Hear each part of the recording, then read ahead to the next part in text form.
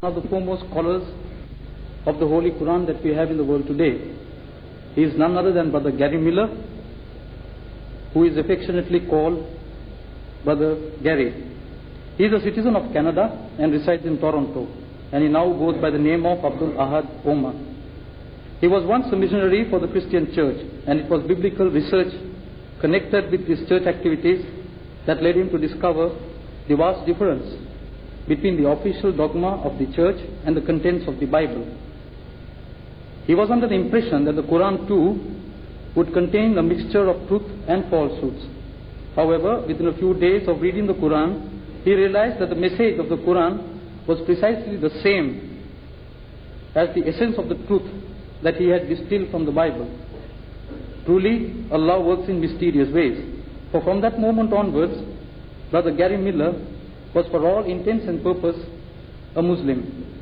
This transformation occurred in 1978. Since then, Brother Gary Miller has delivered a series of lectures in many parts of the world.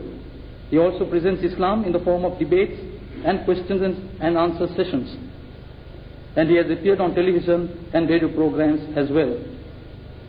He has just completed a successful lecture tour in Tokyo, Japan. Besides these strenuous activities, Brother Gary Miller also writes about Islam and has to his credit several articles and publications about Islam. By profession, Brother Gary Miller is a mathematician. The title for this evening's talk is The Amazing Quran.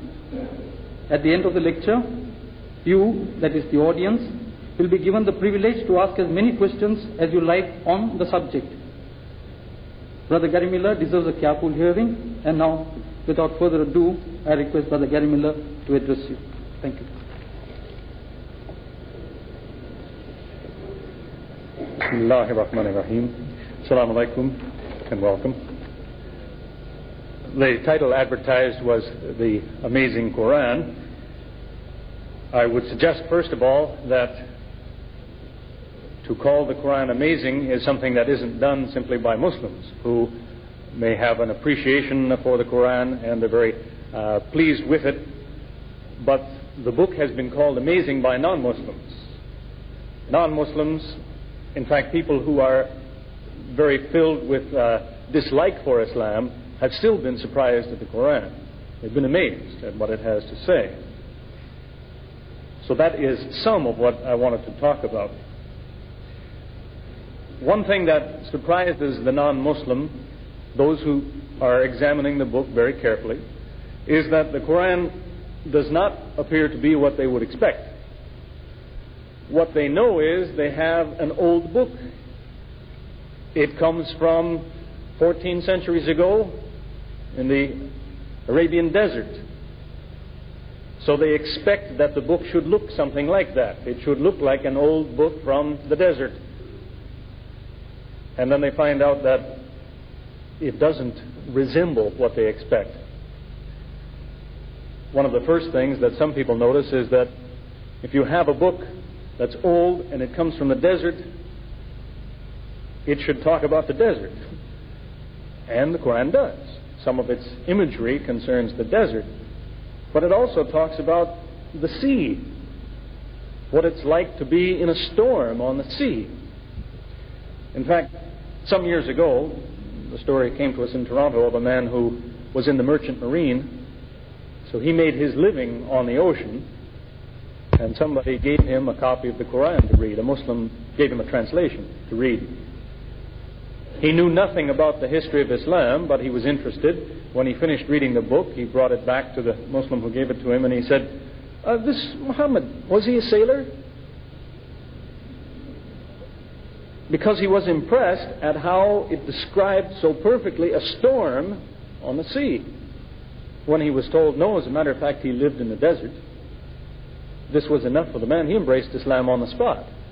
He was so impressed. Because he'd been in a storm. He knew that who wrote this has been in a storm on the ocean. Because of the description of waves within waves and the darkness between them, the precise description. It's not what somebody imagines a storm is like on the ocean, it's what somebody knows a storm is like on the ocean. So, this is one indication of the kind of thing I'm getting at. that the book doesn't seem to be tied to a certain time and place from the desert 14 centuries ago. The scientific ideas expressed also don't seem to originate from 14 centuries ago. Many centuries before that, there was a theory, well known, of atomism, which was advanced by the Greeks. Democritus, in particular, was the man's name, who lived about 23 centuries ago. Democritus and the people who came after him assumed that matter comes in a smallest piece, the atom. The Arabs used to deal in that same concept, and the word in Arabic, zarra, an atom, commonly meant that. It's the smallest piece of matter. Now modern science finds out that yes, there is an atom, there's the smallest unit of matter which still has the same characteristics as the element, but that atom comes apart too. That was a new idea. That's a development of this last century. Interestingly enough, that doesn't outdate the Quran, because we have an interesting statement which is usually missed in any translation of the Quran. In an ayah that mentions the tiniest pieces of things, and it mentions this dharra, saying an atom or anything smaller than an atom. Now 14 centuries ago, that sentence would look unusual even to an Arab, because to him, a dharra, that was the bottom. That's the smallest things get. The Quran mentions that in fact Allah is aware of everything down to the dharra and anything smaller. So the book is not outdated. Another example of what we might expect to find in an old book is what you will find in virtually any old book that comes near to the subject of health or medicine. Various historical sources tell us that the Prophet of Islam was very concerned with health and hygiene, very concerned with cleanliness. That was his reputation. So you would think that if you have a book which originates in his head, it should talk about medicine. That if you have this disease, you should try this. If this makes you ill, try some of this. Because history reports he had a lot of opinions on the subject. He had a lot of ideas about if this is your disease, this might be your cure. He had a lot of opinions that way, but none of them are in the Quran. There's no home remedies in the Quran that could be outdated. In fact, the Quran only mentions one item which is not in dispute by anybody. It mentions honey, saying that in honey there's a healing. Something there is that's good in honey. I don't think anyone will argue with that. But it does not contain any of a man's opinions about what is beneficial, what's the best food to eat, or what is healthiest for you, what will cure this or that disease. Another item that can we turn this down just a little bit?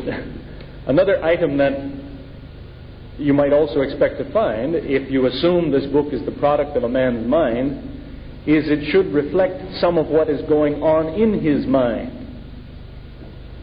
In fact, if you look up in certain encyclopedias, various books, the subject of Islam, many books will tell you that the Quran was a product of the hallucinations that this man had. Astaghfirullah. Well, if that's true, if it originated in some psychological problems going on in his mind, it should look like that. But does it? What kinds of things do you suppose went on in his mind and his heart? He had a very difficult life. He had 3 sons who died as infants. All of his daughters except one died before him. He had a wife of several years who must have been quite a woman, because in fact when the first revelation came to him, he ran home to his wife afraid. I'd suggest to you that even today you'll have a hard time finding an Arab who will tell you, I was so afraid I ran home to my wife. Won't be likely to say that. But that's how influential and strong a woman she apparently was. She died. Does the Quran mention any of these things? The death of his children, his wife? Never. Never discusses these things. And yet they must have been the things that hurt him and tortured him, caused him pain and grief through his whole life. They never show up in this book, which is supposed to originate in his tortured mind. So I've just given so far some examples of how the Quran contains what you don't expect it to contain, and it's missing what you might expect should be there.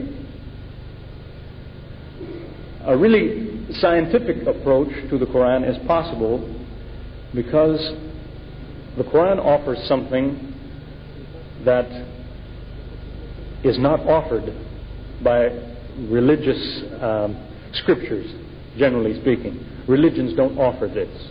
It's what the scientist demands. Let me explain to you what I mean. You see, today there are any number of people who have ideas about how the universe works. They have theories. You could find them all over the place. But the scientific community doesn't even bother to listen to them. Why? Because within the last century, the scientific community has demanded one thing. They say, if you have a theory, don't bother me with it unless you bring with that theory a way to prove that you are wrong, a test of falsification. Otherwise, don't bother me. That's why the scientific community listened to Einstein toward the beginning of this century, because he came with a new theory. He says, I think the universe works like this, and here are 3 ways to prove that I'm wrong. So the scientific community listened. They subjected it to the test. Within 6 years, he'd passed the tests which he offered. Doesn't prove he's right, but it proves he deserves to be listened to. Because he said, this is my idea, and in fact, try this. You want to prove I'm wrong? Here, do this. That's what the Quran has. Falsification tests. Some that are old, some that exist till today. Because it makes statements saying, if this book is not what it claims to be, then all you have to do is this or this or this to prove that it's false. It offers falsification. I'd suggest to you, maybe the next time you get into some kind of a dispute with somebody about Islam, and he's claiming he has the truth and you are in the darkness, that might be the first thing that you suggest. To tell him, is there something in your religion which, if I could show it to you, would prove you're wrong? Is there anything? Because I can promise you, people won't have anything. They don't carry around that idea that I should not only present what I believe, but I should offer a man a chance to prove me wrong. But Islam does that. The Quran says this is the truth, and to prove that it isn't, try this or this or this.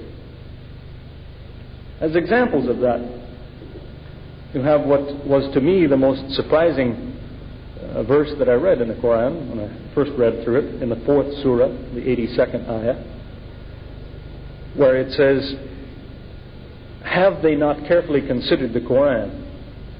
If it came from other than Allah, surely they would find in it many inconsistencies. Now that is a challenge to the unbeliever. Saying to the unbeliever, you say this book is not a revelation, then of course you will show me a mistake in the book, won't you? It surprised me because that's not really even human nature to write like that. We don't take an exam in school, and when we finish the exam we write a note to the teacher saying, this exam is perfect, there are no mistakes in it. Find one if you can. We don't do that. The teacher won't sleep until he finds a mistake. And yet that's the way the Quran comes. It says, this is true. In fact, if you don't think it's true, then all you have to do is show an inconsistency, where it says this, but it says that, and it contradicts itself. It should contain many of those things, shouldn't it? So find one. But more about that later on. That's one example of this kind of thing, of offering a falsification test. Maybe more interesting to you today is that there's another attitude that comes out in the Quran over and over, and that is advice to the reader. It tells the reader about different facts, and then it gives the advice saying, if you want to know more about this, or if you doubt what is said here, then ask the man who knows. Ask the men of ilm. The literal expression in Arabic means today the scientist. It says, if you don't believe it, ask the man whose specialty this is. Ask the man who knows these things. He will tell you this is true.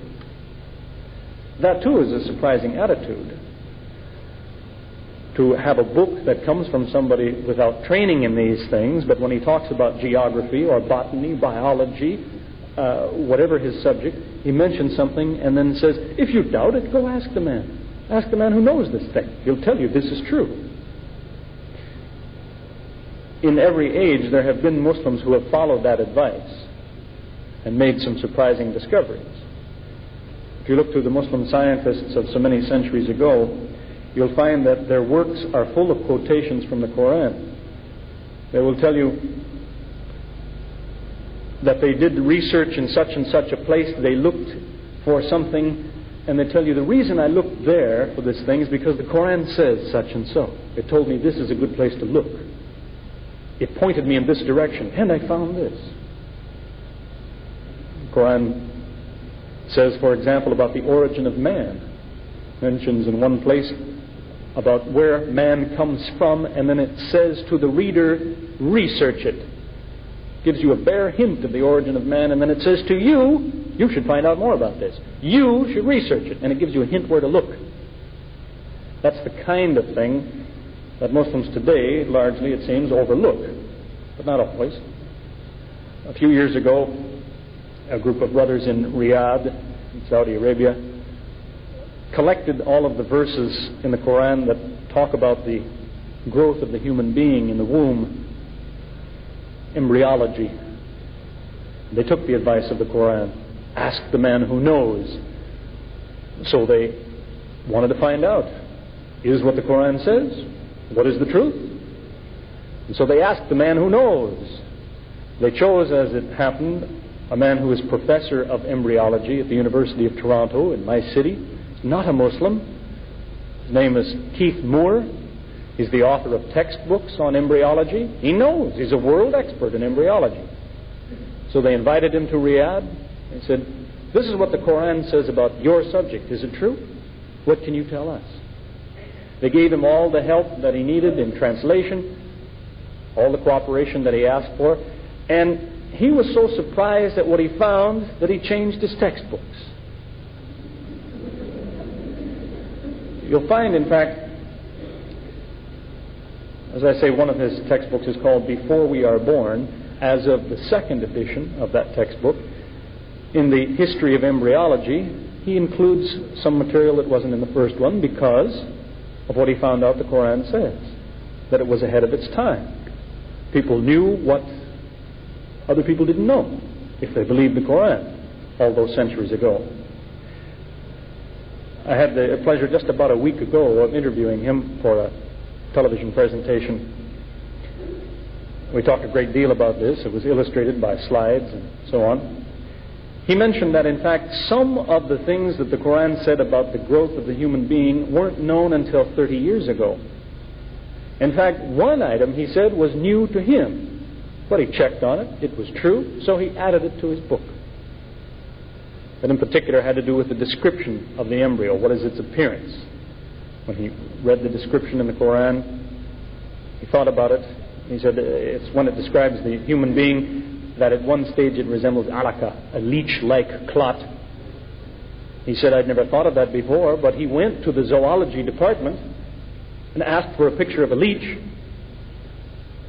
and it looks like the embryo. So he put both pictures in one of his textbooks. He has another one on clinical embryology.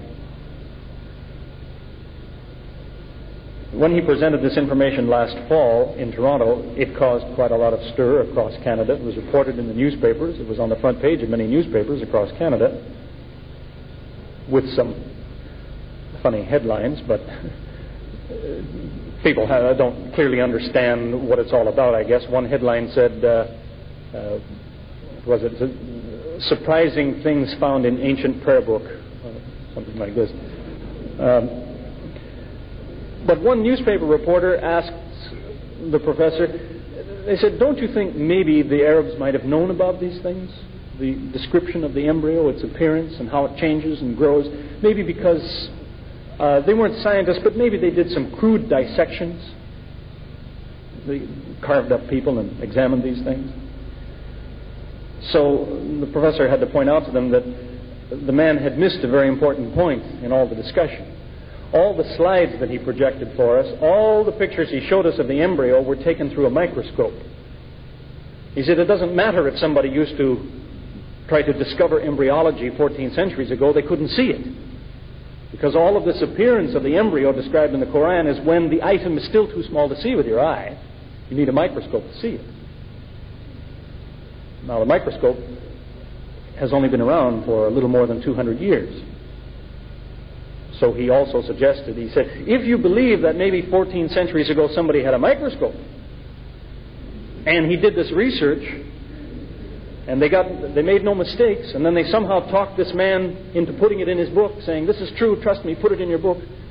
Then they destroyed their equipment, kept it a secret that they ever had a microscope. He says, if you believe that, be my guest. He said, but you really shouldn't say that unless you bring some proof, because it's so ridiculous. In fact, when he was asked, how do you explain this information in the Quran? How did it get there? His explanation was, it can only be revealed. Now, that's a non-Muslim, but a man who knows. That's all he has to say.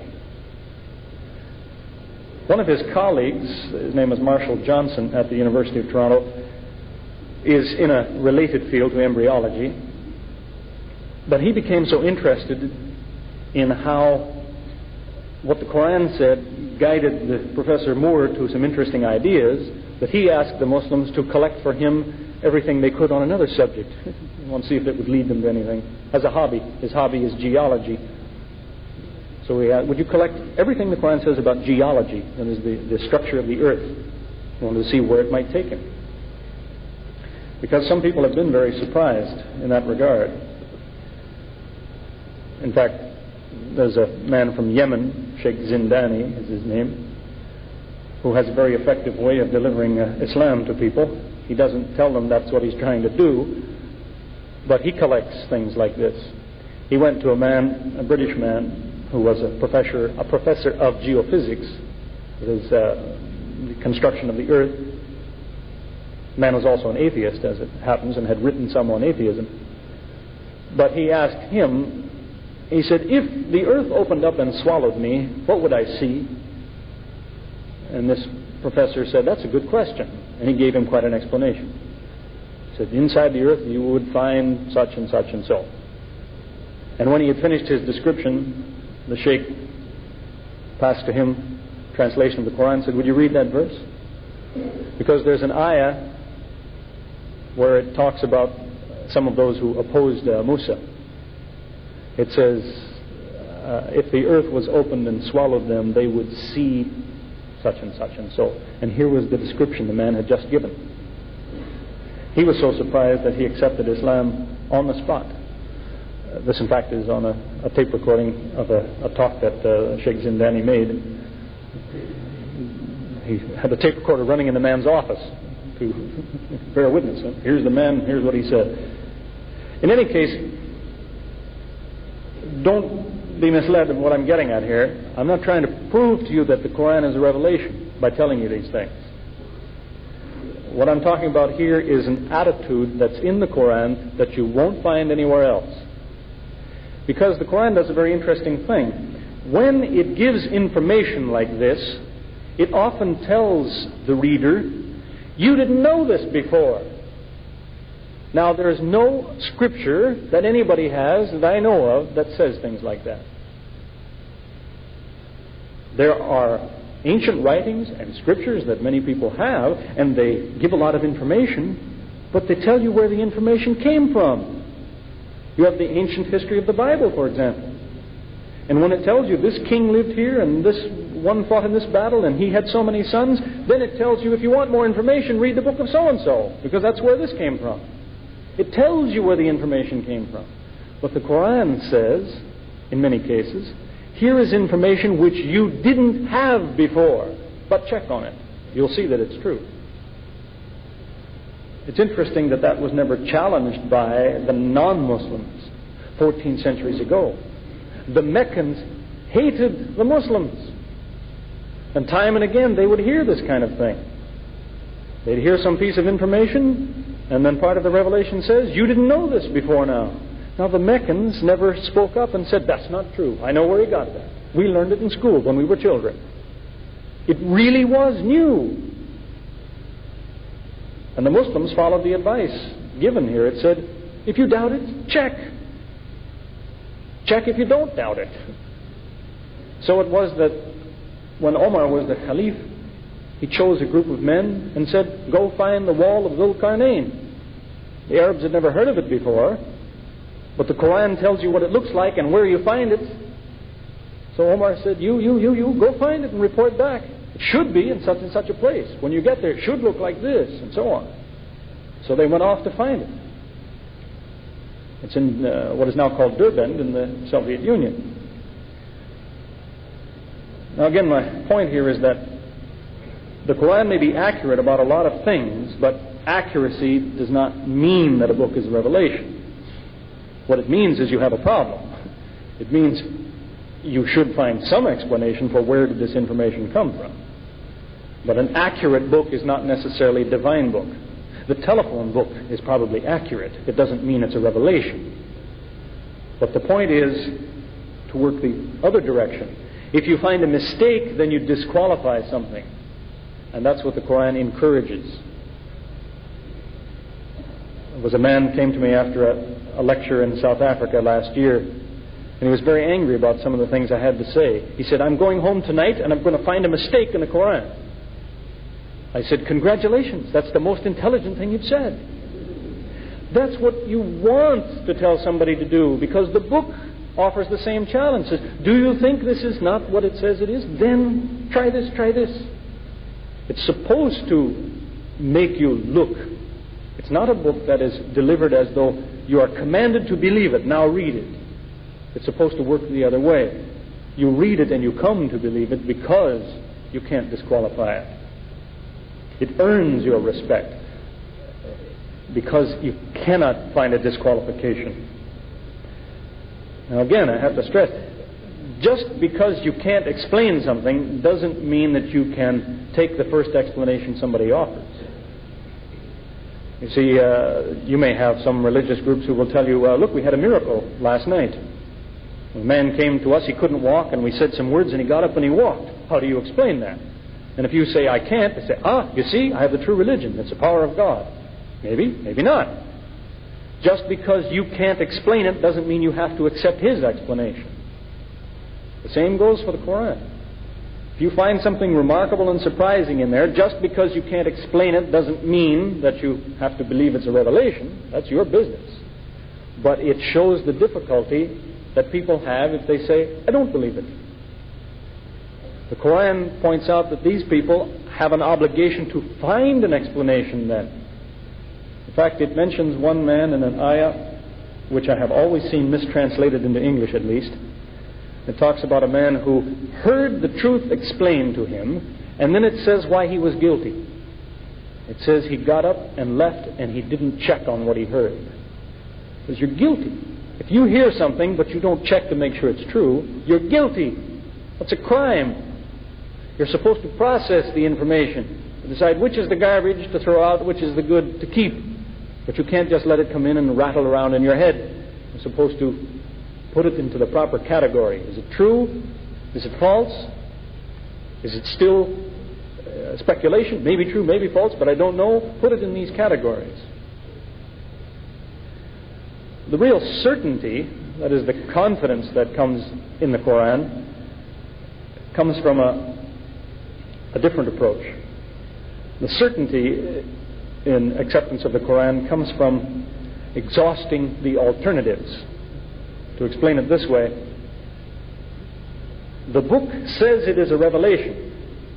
If you don't believe that, what is it? You have to come up with some explanation. You have a book. It's paper and ink. Where did it come from? It says it's a revelation. If it isn't, then where did it come from? You have to have some explanation.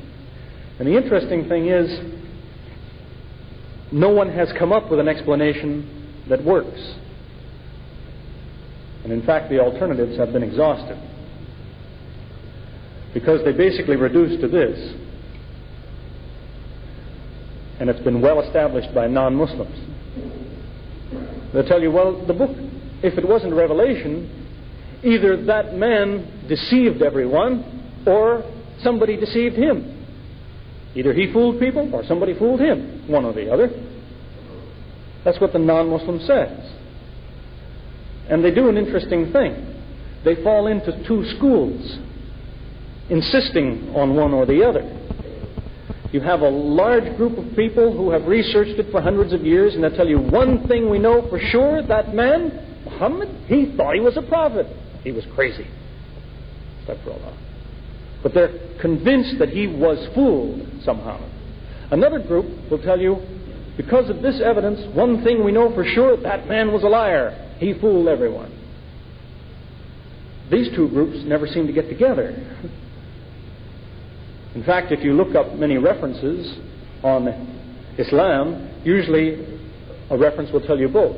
They may start by telling you the man was crazy, and they finish by telling you he was a liar. They never seem to realize you can't be both. If you are deluded, if you think you are a prophet, then you don't sit up late at night trying to figure out how will I fool people tomorrow so they'll think I'm a prophet. In fact, a great deal of the Quran came in answer to questions. Somebody would ask the man a question, and the revelation would come with the answer. You see, if you are deluded, you think that an angel puts words in your ear, then when somebody asks you a question, you think the angel will give you the answer. You're crazy. You think that. You don't tell somebody, wait till tomorrow, I'll have the answer. And then you run to your friends that night and say, does anyone know the answer? This is a man who doesn't believe he's a prophet. You can't have it both ways. You could be deluded, or you could be a forger. You could be neither one. You can't be both.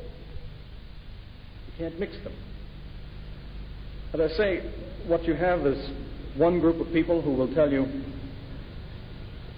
they assemble a lot of evidence, and they say, because the Quran is not a revelation, we have to explain these things. And they have a list of things they must explain. They say the only explanation for these things is the man was deluded. He thought he was a prophet. And another group of people say, because the Quran is not a revelation, we must explain these things. And they have a different list of things. And they say the only explanation for these facts is the man was a forger. He was a liar. He knew what he was doing, but he lied. These two groups don't get together to realize that you have to explain both lists of difficulties. You need this excuse here, and you need that excuse in this place, but you can't have both. To give you an example, the kind of circle that people go in, you ask somebody, what's the origin of the Quran? They tell you it came from the imagination of a man. But then you ask him, if it came from his head, where did he get his information? That is, the Quran talks about a lot of things which the Arabs didn't know about. If it came out of his head, how did that information get in his head? Then they'll tell you, well, maybe he wasn't crazy. Maybe he was a liar. Some foreigner brought him the information, so he lied. He told people he was a prophet. But then you have to ask them, if he was a liar, where did he get his confidence? Why did he behave as though he thought he was a prophet? And then they have to tell you, well, maybe he was crazy. He thought he was a prophet. And they start over and go round and round in this circle. As I've illustrated the one point, you have the information, like the wall of Dhul-Qarnayn. Who told this man about this place hundreds of miles to the north? Who told this man about embryology? And so on. When people assemble these facts, they have to assume that, well, Somebody brought him the information and he used it to fool people. But now, if you assume that he was a liar, where did he get his confidence? Why is it that, for example, he told some people to their face what they would not say? That involves being convinced that you have a revelation. The Prophet had an uncle by the name of Abdul-Ahad, or that was his nickname, Abdul-Ahad.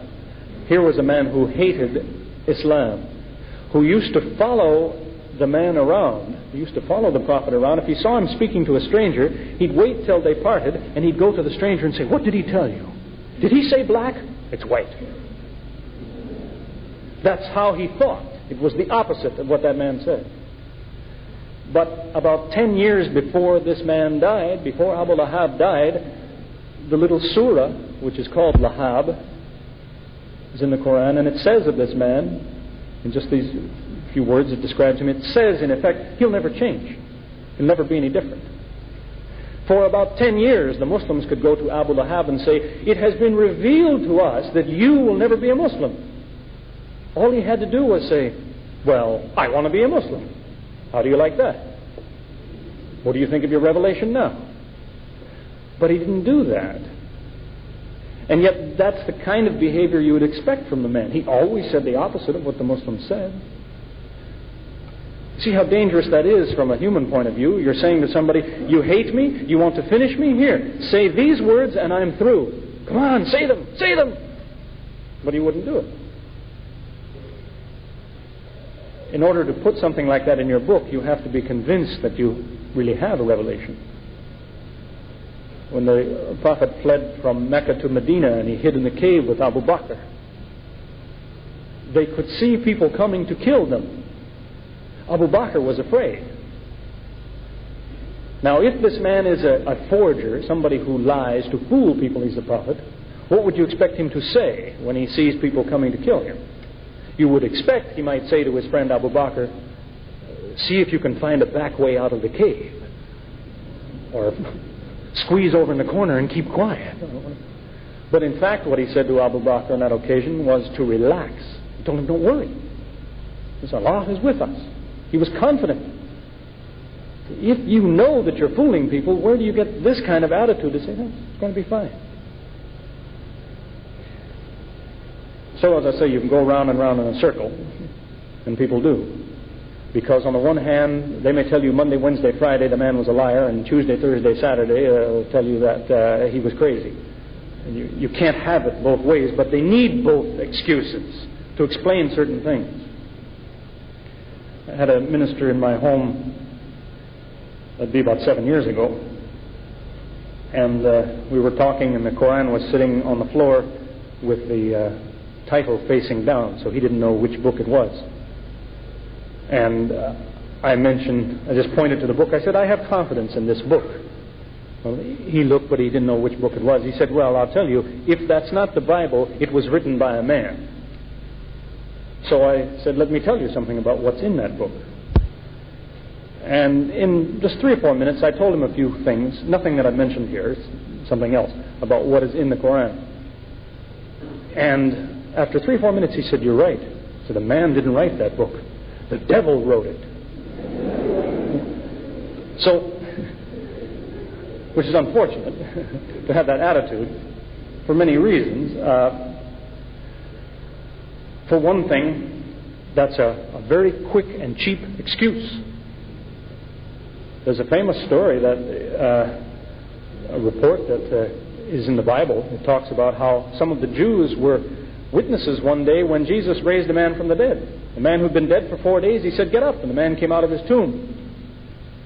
And it says some of the Jews who stood there and watched, what did they do? Did they say, "It's a miracle, the man was dead, now he's alive, this is a true prophet"? Some of the Jews said, no, it's the devil that did that raised him up. Now, this story is rehearsed very often in churches, and people cry big tears over that. They say, "Oh, if I'd been there, I wouldn't be so stupid as the Jew who would say that. I mean, a miracle, a dead man gets up. How could I say it was the devil?"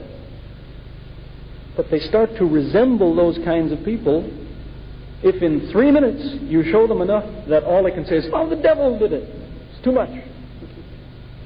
Maybe the devil did, but that's a very quick decision to make. It's what the Meccans used to say, some of them. They said the devil brought him that. But just as with every other suggestion made, the Quran gives an answer. It says in one verse in particular, it says, do they say this came from Satan? Remind them of this. And it gives an argument in reply to that. There are many arguments in reply to that suggestion. For one thing, the Quran tells us that it says when you read this book, you're supposed to be in the habit, before you read this book, to say, A'udhu billahi minash shaitanir rajim, which means I take refuge in Allah from Satan, the rejected. Is this how Satan writes a book? He tells you, before you read my book, ask God to save you from me. That's very, very tricky. A man could write something like that, but can Satan do that? Can Satan put that in his book? Would God allow Satan to do that? Some people really show that they have a split mind on this. They'll tell you yes. On the other hand, these are the same people who will tell you that the devil is he's just that much less than God. Whatever God can do, probably the devil can do it too. Well, that's the attitude of somebody who says this book is so surprising. No matter how good it is, the devil could do it. Muslims don't have that attitude. Satan may have his abilities, but they're a long ways separated from the abilities of Allah. It's as I say, it's a cheap and quick excuse. It should also bring us back to think about that verse I mentioned before. Even the devil should contradict himself when he writes. And the Quran says, if it didn't come from Allah, you should find some contradictions in this book. There's another attack sometimes made, or another direction that people come from. They may tell you that, well, your prophet was a liar and he was deceived. That is, he fooled himself. There's a name for that in psychology. They call it mythomania. It means you tell lies and then you believe them. You say, that's what he was. You see, he told lies, but then he believed his own lies. The problem with that idea is that mythomania cannot deal with facts. See, the Quran talks about facts, things you can go and look and see that they're true. The mythomaniac can't do that. Facts are a problem for him. The psychologist, the psychiatrist, tries to treat a man by confronting him with facts. If a man is mentally ill and he says, I'm the King of England, the psychologist doesn't say to him, you are crazy, you're not the King of England. He doesn't say that. He confronts him with facts. He says, you say you're the King of England? Tell me, where is the Queen today? Who is your Prime Minister? Bring me the army. Or something like that. So the man has trouble trying to deal with this. He has to make excuses. The Queen, she's visiting her mother. My Prime Minister, he resigned. He has to make excuses because the facts give him trouble. And this is how he's cured. If you keep putting enough facts in front of him, finally he faces the reality and realizes, I've been deluded. That's the way the Quran approaches everyone who reads it. There's an ayah which says, in these words there is a healing. Now this is part of the meaning of that. It's therapy. It heals crazy people. By telling them, you think this, you think that? Well, don't forget this. Have you considered such and such? That's the repeated kind of attitude throughout the Quran. It's saying, oh man, do you say so and so, but what about such and such? Oh man, have you said so and so, but didn't you also say this? How can you try that when you know this? It's always putting the facts in front of you, pushing your nose into what is relevant, what matters. So it heals you of your delusions. That's at least one aspect of the meaning of that verse. Maybe that has not always been as appreciated as it should be. There are till now some people who will tell you that the meaning of this verse is that there's medicine in the words of the Quran. Maybe.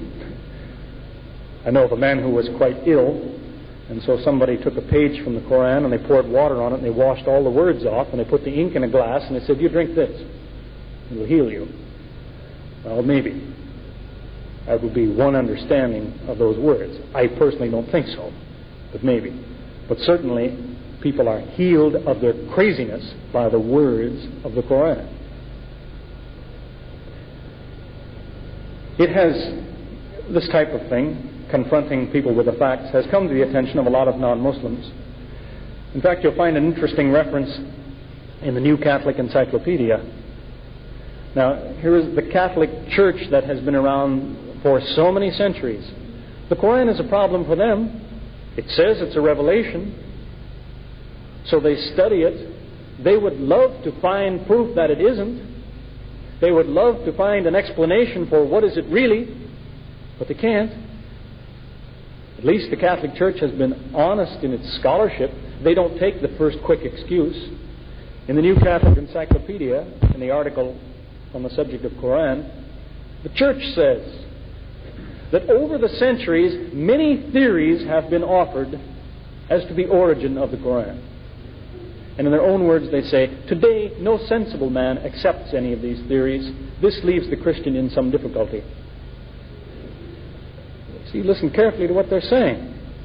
They're saying for somebody who says the Quran came from here, it came from there, they have this idea, this theory. The Church says in 14 centuries, we still haven't heard a sensible idea. There is no sensible man that believes any of these suggestions as to the origin of the Quran.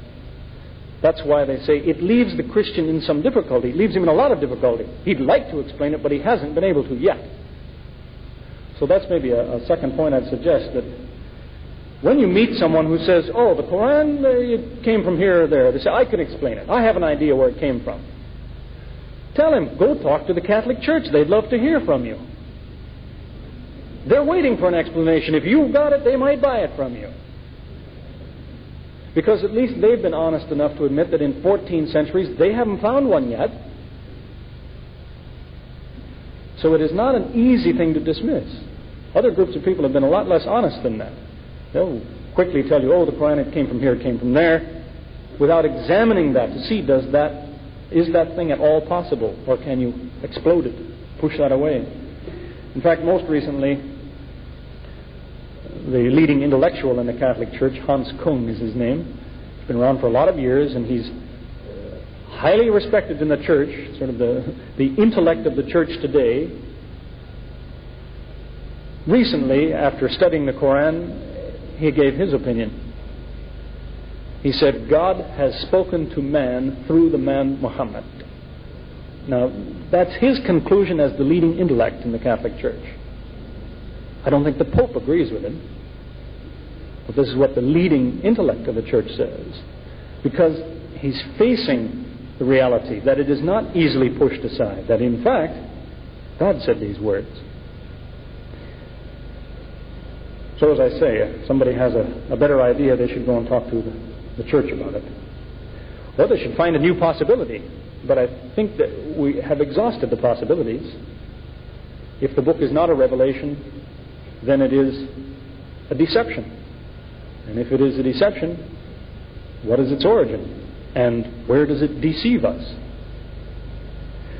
I'll come back to that in a moment. But I'd also like to point out that it may seem I'm discussing some things that there are surprising things you find in the Quran taken from ancient times, but there are surprising things found that have to do with our modern times. That is, the Quran is not an old problem, it's still a problem today. You have the interesting statement, for example, that it is the unbelievers who would take note of the fact that in the beginning the heavens and the earth were one piece, that all life is made of water. Well, that's what they awarded the 1973 Nobel Prize for. A couple of unbelievers talked about the origin of the universe, how it began from one piece, which they keep verifying till now. That life is made of water is probably wouldn't have been a very easy thing to convince people of 14 centuries ago if you stood in the desert and told somebody, you see, this is made of water mostly, it's water. That had to wait for the invention of the microscope to find out that cytoplasm, the basic substance of the cells, is 80% water. I mentioned falsification tests, chances to prove the Quran is incorrect. Some of those stand there just like the challenge to Abdul-Ahad. Some of them stand there today. In fact, you have an interesting ayah which says, speaking of the relationship not between individual people, but between groups of people. It's saying, as a group, in effect, it says the Christians will treat you nicer than the Jews treat you. It tells the Muslims that, as a group. Now, there have been a lot of Christians and a lot of Jews who have become Muslims. But as groups of people, this will generally be the case according to the Quran. Do you realize what that is? That's a chance for the Jews to prove that the Quran is false. All they have to do is get organized and treat the Muslims nicely for a few years. And then say, what does your book say about who's your best friend in the world? But I mean, really, who treats you the nicest? The Jews, the Christians. Look what we Jews did for you. That's all I have to do. I haven't done it yet. But it stands there as a challenge saying, you want to prove it's wrong? Do this. And as I mentioned, if somebody wants to insist that the Quran is a deception, then they have to show where the deception is. That is, it's a common theme that runs throughout the Quran, time and time again. If the Quran says, do they say such and such? Let them bring their proof. You are never supposed to say something unless you bring the evidence. Do they say the Quran is a deception? Let them bring their proof. Show me one deception. Where does it deceive me? Show me a lie that it has told if you say it's a deception. Otherwise, don't say that unless you show me. It's not good enough to tell me. Show me. Now, I know that some people, they have some ideas about where the Quran has deceived the Muslim, but this just shows they haven't examined it very carefully. Maybe the Muslim hasn't examined it very carefully, in fact.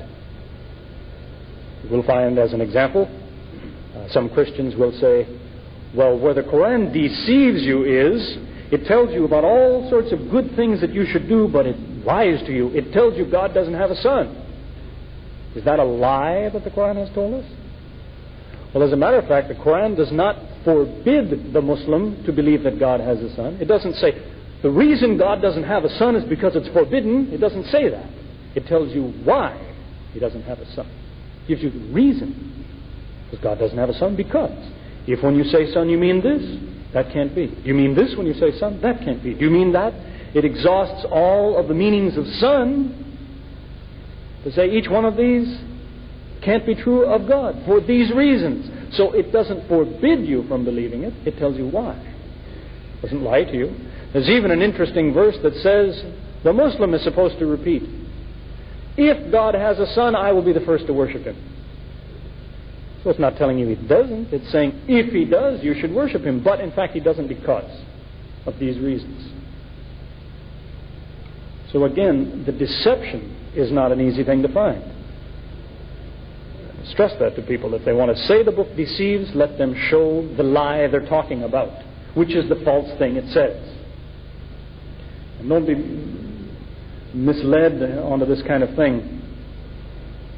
I had that talk in Minnesota, in the U.S. a few months ago, and the man got very upset with a lot of things I had said, and so he started writing to me when I got home.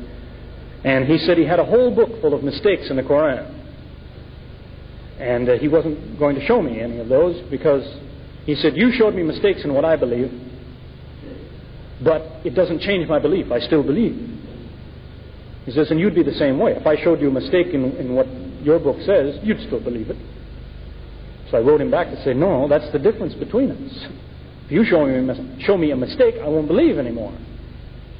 Because that's my attitude. I don't believe in spite of the difficulties. So I told him, I said, you pick the best mistake you can find. Tell me about it. What is the best mistake you can find? And what he wrote me was that the Quran says that Zechariah couldn't speak for 3 days, and the Bible says he couldn't speak for 9 months. Because there's your mistake. Well, it's not so much a mistake as it is a matter of his book says this and my book says that.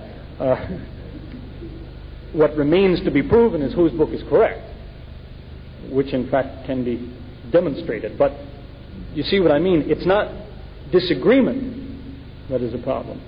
It's the actual proof. Somebody has to bring you the actual mistake, the case that will stand up in court to say this is false, but it's in your book. There's another way that a person can approach the Quran in examining the things that it has to say. I'll just illustrate this briefly.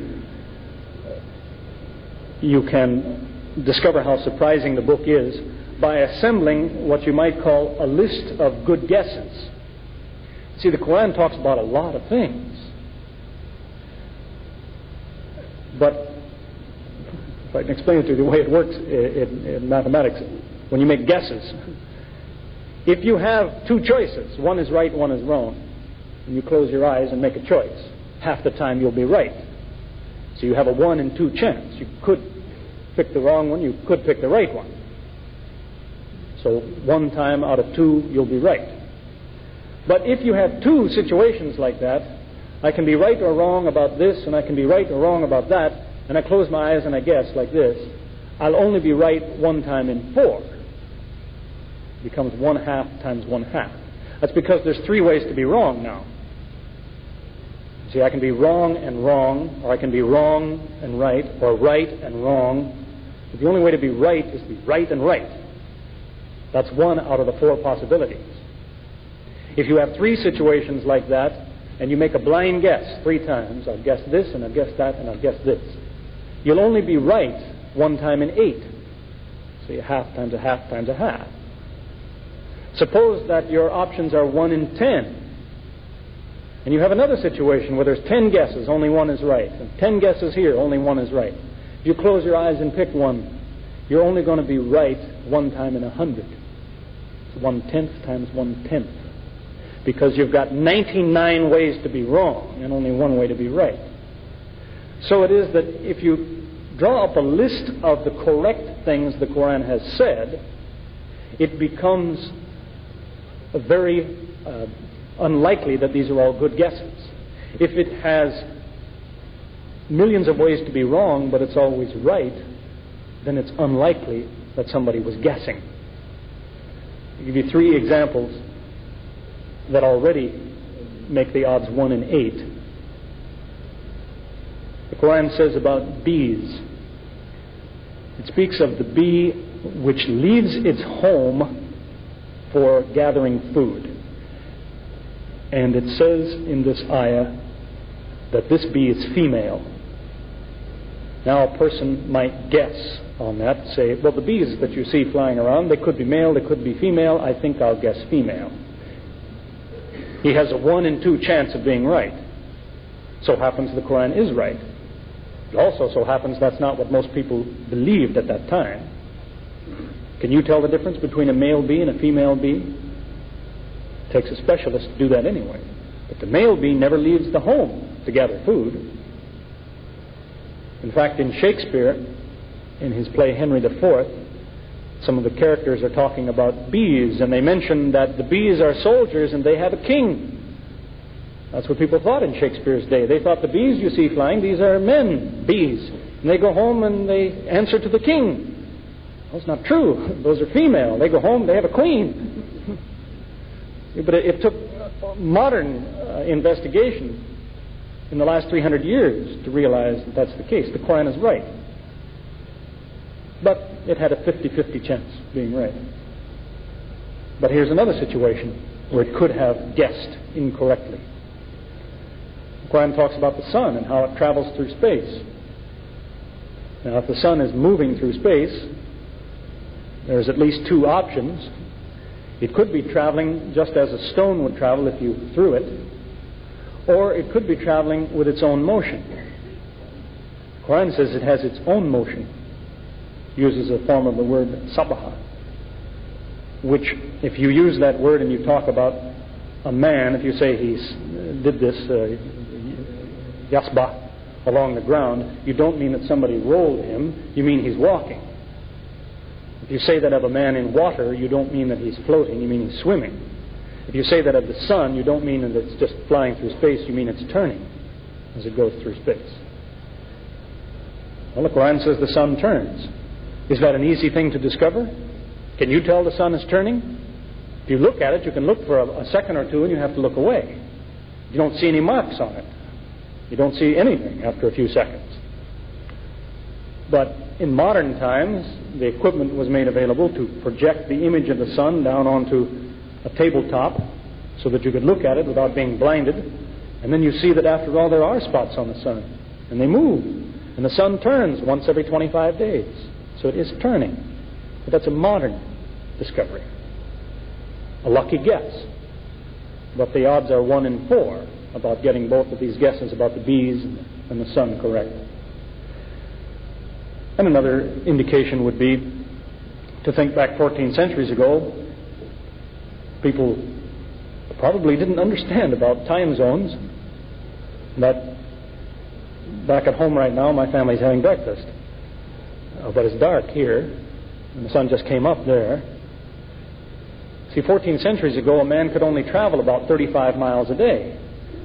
And if he traveled from India to Morocco, it took him months. And probably when he had supper in Morocco, he thought, back at home they're having supper now in India. Because he didn't realize he has moved across the time zones. But the Quran is aware of that. It tells you in an interesting ayah, it says that when history finishes, when the judgment day arrives, it will happen in an instant. History ends in an instant. But it mentions that in that instant it will catch some people in the daytime and some people in the nighttime. So which Muslim scientists have been aware for 14 centuries. If they believe that, they said, well, at some time on the earth it's day and night at the same time. That's not a thing that's obvious to your eyes or to your experience, but the Quran mentions that. So again, it's a good guess. And you can draw up a long list of good guesses, and the odds become very high that these are all guesses. To do this kind of thing is following in the best tradition of the Muslims, to investigate that way. The Quran expects this kind of challenge. You see, if I said to somebody, I pick out somebody here, I said, I know your father, I met your father. Probably he's in doubt. You just came here. How do you know my father? For all I know, his father is dead, for all I know. See, he's saying, how could you have met my father? Tell me, is he a tall man, short, bald, does he have a beard, does he wear glasses? Where did you meet him? But if I keep giving him all the right answers, finally he may say, I guess you know my father. I don't know how, but I guess you know him. The Quran is in the same situation. It says that it originates with the one who originated everything. So you have a right to say, convince me.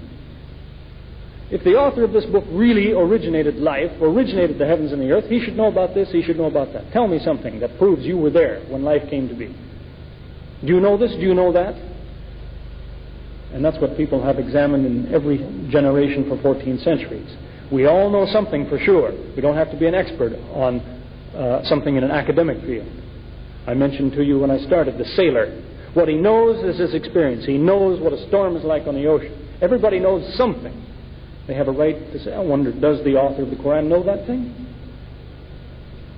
For myself, because of my field in mathematics and logic, there's a very delicate point which caused quite a bit of excitement only 100 years ago among mathematicians.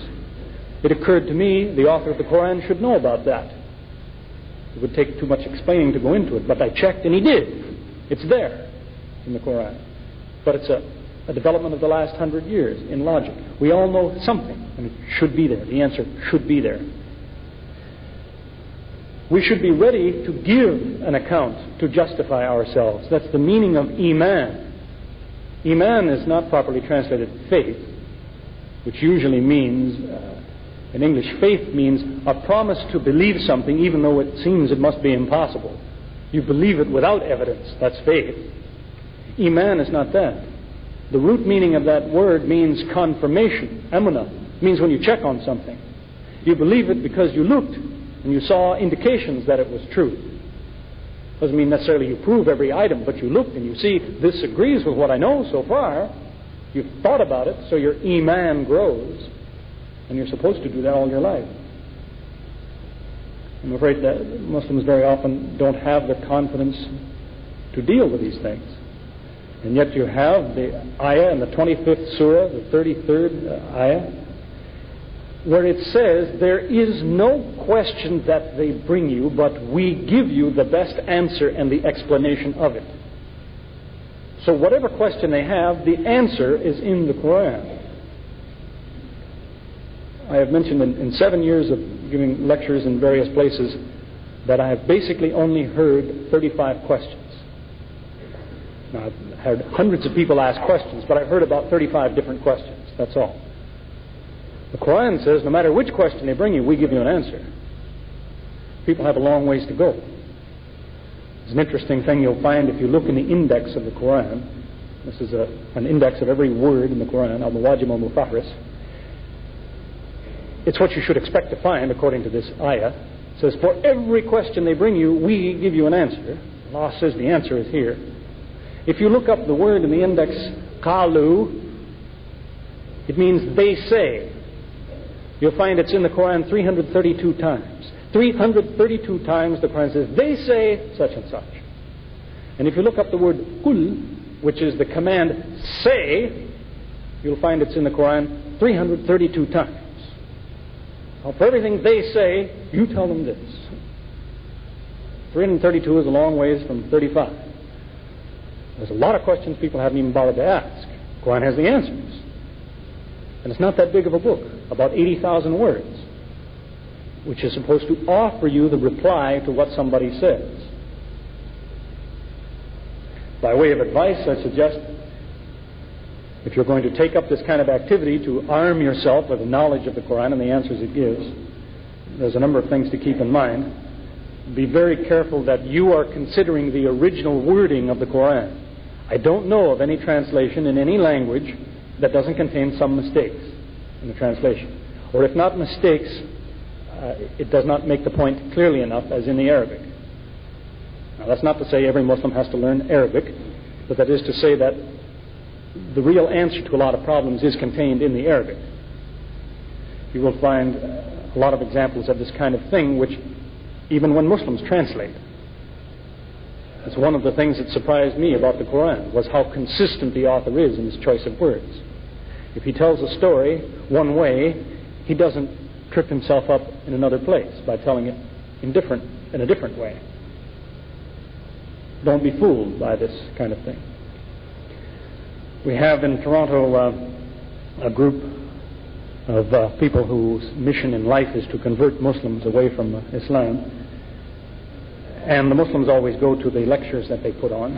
They find it very entertaining, in fact. And recently, a man gave a talk, and he was explaining how, he said, if you Muslims paid more attention to the Quran, you might be Christians. Because look what the Quran says here about Jesus. It says he is ayat lil alameen, a sign to all the worlds. Did you see that? It doesn't say that about your prophet. But it says of Jesus, he's ayat lil alameen. Think about that. You might be a Christian. So a friend of mine asked when the question period came, he said, I want to sort out the confusion. You said that because I read that Jesus was ayat lil alameen, I should be a Christian. What should I be when I read in the Quran in this place where it says Firaun was ayat lil alameen?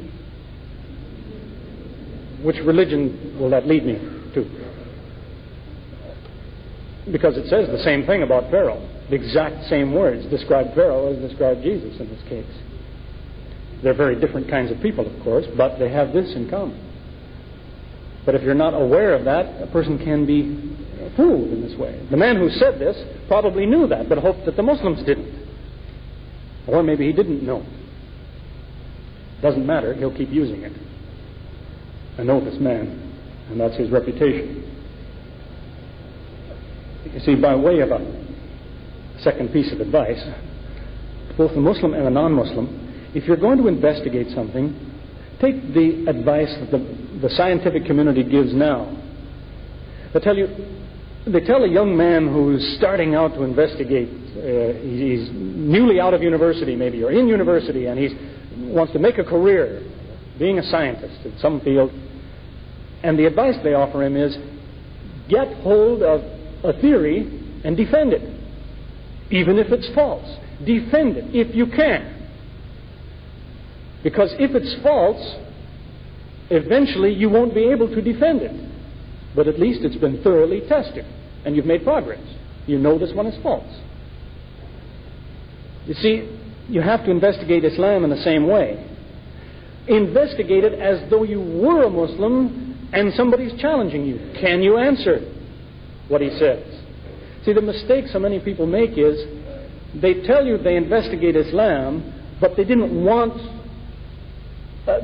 Islam in any sense, so their attitude is the first thing they can find that makes Islam look bad, there's what I needed, this is my excuse. And they reject Islam. But to really make progress, you have to deal with it as though you were on the inside. It was the attitude I took, because believe me, there are all kinds of books that criticize Islam. But it occurred to me, well, what do Muslims say about these things? If there's all these criticisms, why is anybody a Muslim? Maybe the Muslims have answers to these things. And in fact, they do.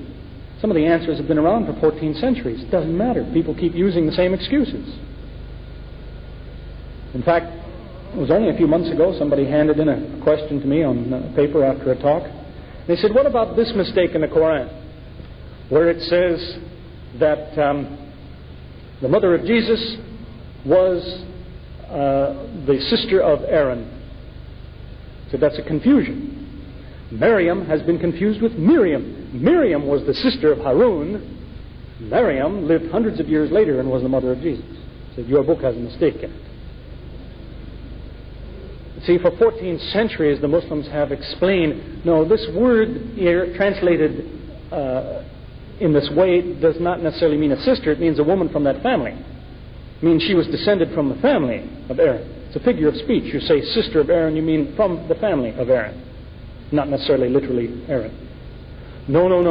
Some missionary groups will tell you it's a mistake. Well, if they want to call it a mistake, be my guest. Do you know that the Bible says, on the subject of Elizabeth, the mother of John the Baptist, the mother of Yahya, it says she was the daughter of Aaron. You tell them that and they say, no. You see, daughter doesn't mean daughter. It means great-great-great-great-great-great-granddaughter. That's an example of, you see, taking the first thing that looks like it will work instead of finding out, does it really work? I'll tell you one last story along those lines, which has gone out over a period of about 3 years now. About 3 years ago, the man who was the head of this missionary group in Toronto said, at a public meeting, he said, there's a serious mistake in the Quran. In the place where it says, the Jews boasted, we killed the Messiah. He said, the Jews would never say that. A Jew would never say, I killed the Messiah. They're waiting for the Messiah. They wouldn't say, we killed the Messiah. Your book is wrong. So it was pointed out to him that this was sarcasm. But the Quran also says that the Meccans used to come to the Muslims and say to them, you to whom the revelation came, tell us something. It didn't mean the Meccans believed that the revelation came to these people. They were teasing them. The Bible says that the Jews said to Jesus when they crucified him, they said, save yourself, Messiah. They didn't say false Messiah. They said, Messiah, save yourself. Come down from there. So they teased him. They were sarcastic when they said Messiah. And that's all the Quran talks about. Didn't matter to this man. 2 years later, one of his students came to a talk that I gave. Came to me after. He said, you know, there's a serious mistake in the Quran. And he brings up this same argument. I said, 2 years ago I told your teacher this. And I gave him the reply. He put out his hand. He wanted to shake my hand. He said, okay, I'll give you that. He said, that's a silly argument. But I asked him, then why does your teacher still use it 2 years later? It's because he doesn't care if it works or not. He hopes it will fool somebody. Some people think that way. They use as justification a scripture passage which says, if I tell a lie, but it glorifies God, I'm not a sinner. Some people believe that. That's what they think that verse means, and that justifies lying for the sake of the truth, if you can imagine such a thing. Some people. Other people don't. As I said, I've had some fine people come to me, representatives of church groups, who've asked me for names and addresses of people who say this because they're angry. They say, I'll stop him if I can, because they care about truth. Finally, only a couple of months ago, this same man had a meeting, and in the question period, I brought up this same point. So this argument you've been using for 3 years at least, it's false for these reasons, and I want everyone to know that. And it embarrassed him very much, but he said, well, I still don't think a Jew would ever say that. So at this point, somebody put their hand up. And he was anxious to get away from this discussion, so he quickly said, yes. The man spoke up and he said, last week in this room there was a rabbi giving a lecture on religion. And when the question period came, I asked him, what do Jews say about the Messiah? And he laughed and said, well, we Jews killed the Messiah. So there you are. It's on tape. There are eyewitnesses here. Once there was a rabbi, he said those words, we Jews killed the Messiah. I don't think it will matter to the man. 3 years from now, he'll probably still use the argument. It doesn't work. So by way of advice and suggestion, you may hear a lot of difficulties that people try to bring up, but examine it and remind them they should examine it. The task of the Muslim is not to win people away from their religions. The Muslim doesn't go around saying, you shouldn't be that, you should be this, you should leave that and come to Islam. That's not really the Muslim's job. The Muslim says, you, whichever religion or belief you have, should be more careful. Don't commit excess. Don't say more than you have the right to say. Because the Muslim believes that if a person will do this, if he'll make sure of what he says, eventually he'll come to Islam. But that's the starting point. So I thank you for your time and attention and patience. May Allah guide us always closer to the truth. Alhamdulillah. Okay, questions? I guess the arrangements are made to take some questions if you want to step up here.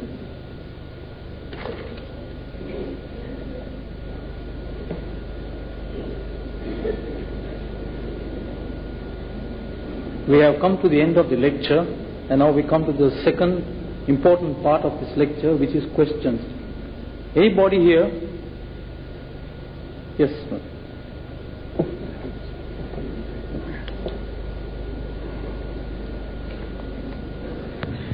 Dear brother, actually I have no questions to put. My many questions have been amply satisfied long time ago. But if you allow me, I have a comment to make. Generally, Muslims call their holy book the Holy Quran.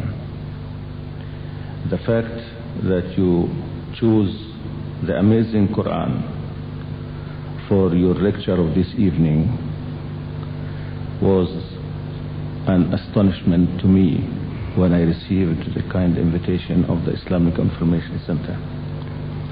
But when I listened to you, I understood amply why you used this amazing terminology to describe the Holy Quran. My comment is this. The Holy Book of Islam has got its own characteristic that makes it distinct from previous holy books in which we also believe. This characteristic consists in the fact that the Holy Book is not only the faith of Muslims, but also the proof of the authenticity and the truthfulness of this Holy Book being the revelation of Allah. And this proof consists in its turn in two main factors. The first is its miraculous power of expressing meanings in Arabic language, the linguistic power of Quran. And this in history and in the time of revelation was the main proof, the main miracle, the main challenge that Muhammad used against non-believers to try to imitate the linguistic power of expression. But in modern ages, this linguistic power has been much reduced because of the simple fact that Islam has been embraced by non-Arabs. Even nowadays, Arabs do not really master their own languages as they did 14 centuries ago, except for specialists. That's why time has come for the second main proof of authenticity of the Holy Quran, the scientific authenticity of the Holy Quran. Preachers until now have been putting the accent on the linguistic power and conviction of the Holy Book. But in modern ages, this age we call scientific age of science, time has come to put the stress on the facts, scientific facts that have been revealed 14 centuries ago and were not known not only by Messenger Muhammad ﷺ, but also by the whole humanity. The human knowledge fell very short of the facts included in the Holy Quran. Nowadays, some of these facts have been known to us, and this is a promise given in the Holy Quran itself. Allah said in His Holy Book that we will show them our ayat, our proofs, in all the horizons, meaning horizons of science, until they know that this is the true revelation by God. So I wanted Mr. Missionary Abdul-Ahad Omar to place you in your right place. You represent the Muslim missionaries who preach Islam to modern ages, who reveals the wonders, the proofs of the Holy Book from this point of view of science, of quiet discussion between minds and arguments. That's why I wish to make this comment to congratulate you and to ask you to go along with your endeavor, for which we are indebted to.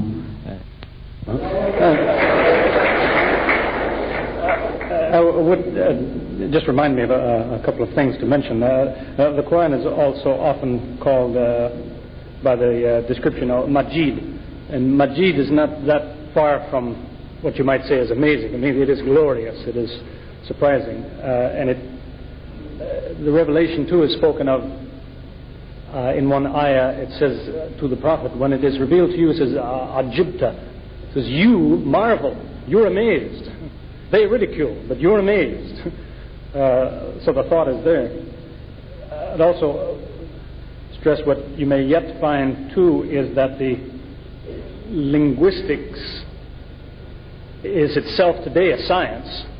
So the surprising aspects of the linguistics are still a scientific thing to point out to people, because the Arabic language today is a problem for people because it hasn't changed in all these centuries. It's borrowed a lot of words from someplace, but the Arabic is still preserved, due largely, I suppose, to the Quran. But that in itself is a problem for the linguist. No other language does that. It evolves in time. So that the linguistics was the second thing that I noticed in the Quran that surprised me so much. Because I read a translation, probably one of the worst translations there is, of the Quran. But then in having discussions with Muslims, they'd be talking about this or that, and they'd say, well, you know, the Quran says such and such. And I'd be so frustrated. I think, I read the translation. I don't remember that.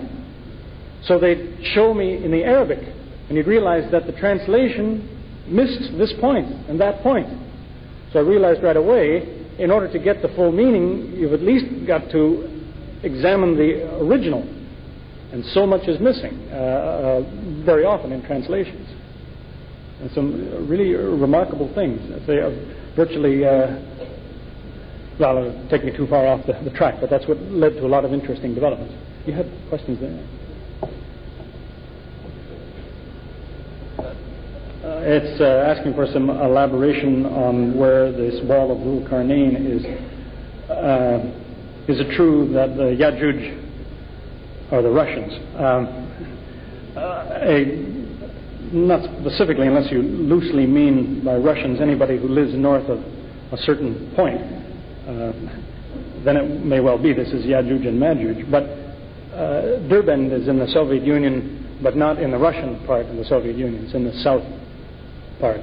And in fact, there are two cities called Derbent, but where you find the so-called Wall of Alexander is the description given in the Quran. Now, it's called Alexander's Wall because it used to be believed that Alexander the Great built it. That's now been disproved. Alexander didn't have anything to do with that wall. A lot of Muslims will tell you Dhul-Qarnayn is Alexander the Great. It seems very doubtful, but it seems doubtful. In any case, history will not now support that Alexander built Alexander's Wall, but it is the description according to the Quran. Derbent. Probably you could find in some encyclopedia under Alexander or Derbent more information about that.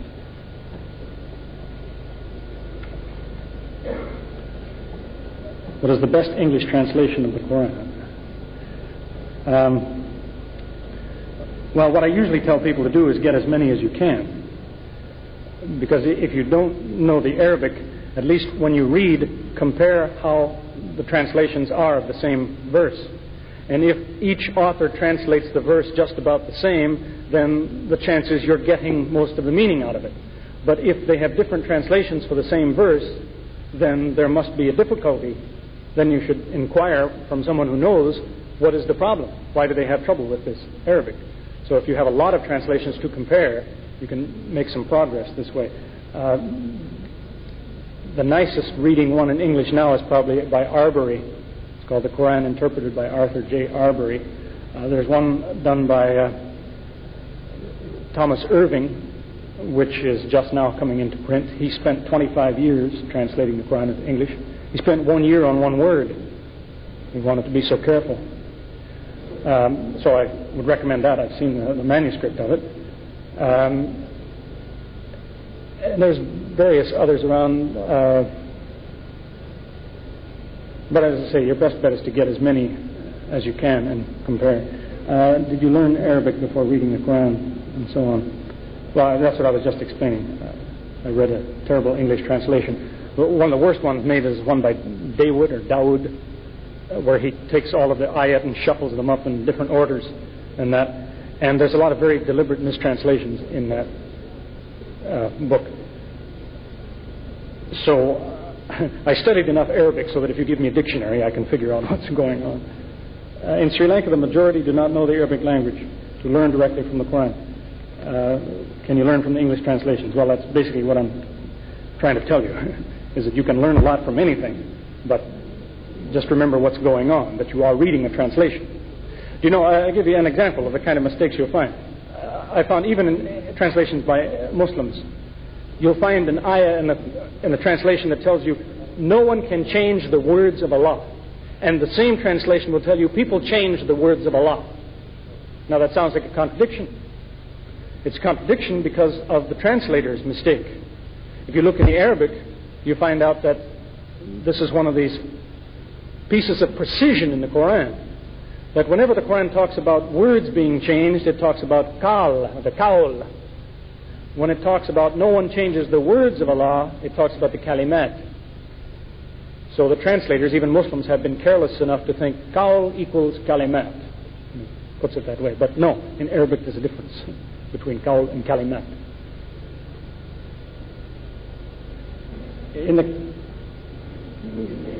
Let's see. Mentioning that, as a brother had talked about, Muslims believe in other holy books. How holy do you think they are in their present form? Do Muslims believe in their authority? This is a big subject. The problem is this is a trick that's played on Muslims very often. That's a standard missionary trick, where people will say, look, Muslims, your book says my book is true. So look, my book says your book is false. That kind of nonsense. The Quran talks about other scriptures. It says there's truth in them, and it says there's false in them. And it says the Quran will show you the difference between them. That does not mean that if the Quran says it, but their book says this, the Quran must be right. That's not the attitude. The Quran tells you the truth is obvious.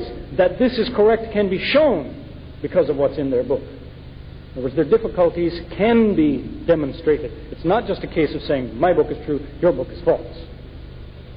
In fact, the one verse that's used, they write missionary books on it, is from the 5th surah, the 48th ayah, where it says of the Quran that it was revealed to confirm the truth in previous books.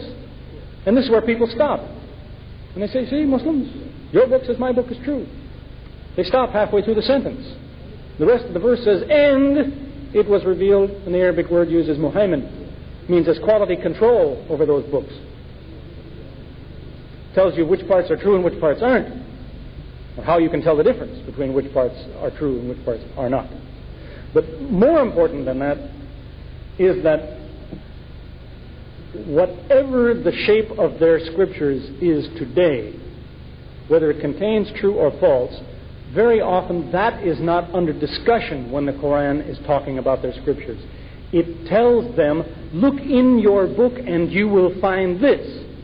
Whether your book is true or false, leave that aside for now. In your book it says. So it points out to people their own difficulties. This follows in apparently the best tradition of Jesus. In the 5th chapter of John, he criticized the Jews. He said, you people read the scriptures all the time because you think in there is the secret of life. He didn't say, and you're right. He didn't say that. He said, but I'm telling you, if you were more careful about what you're reading, you would notice that those scriptures tell you about me. You should be listening to me. Now that's basically what the Quran has said of other scriptures. Leaving aside, is it true or is it false? It says, tell them, look in their scripture and they will find the last messenger is mentioned. The last revelation is mentioned. Whether it's true or false is their problem. But they do have this problem that they can't escape. It's one of the challenges made. There's one non-Muslim has reacted very well to that. He says, we have the ayah that says that the messenger is mentioned by name in their scriptures, and it was speaking to Jews and Christians. And he points out how there were lots of Jews and Christians around that heard that when that revelation was given. And they had a perfect chance to prove the Quran was wrong. They could have jumped up right then and said, okay, come with me to my house. I have no way to get there ahead of you. Come with me to my house. You're welcome to look in all my books. You won't find anything about your messenger. Nobody did that. Nobody invited the Muslim to say, this time your book made a mistake. See, there's nothing in our books about the messenger. Come and see. Nobody did that. They didn't want to talk about it. That's why, in fact, one non-Muslim scholar has suggested that the Christians and Jews at that time in that place must have had something very obvious in what they called scripture that mentioned the messenger. That's why they kept silent at that point. You get some more? You get some more? Yes. Assalamu alaikum.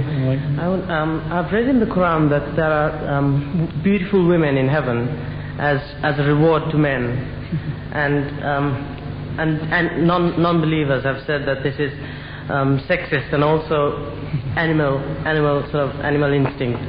So they say it shouldn't be included in the Quran. Yeah. And maybe you can expand on this because you know much more than I do anyway. That is sexist. They seem to be saying, men have a great reward because there are women. They should look more carefully. That, in fact, that is the usual understanding. But if you look at all verses related to that, it talks about companions provided for people. does not specifically put all the believers in paradise are men who have beautiful women. Talk about companions suitably chosen for all the believers. This is their reward. So that's usually the picture that people draw without realizing it's a much more general explanation of that in the first place. Beyond that, the reason that looks animalistic to people reflects a basic difference between Islam and many other religious outlooks. That most religions tell you the world is evil. It's out to trap you and so on. It's a bad place. You have to escape the world.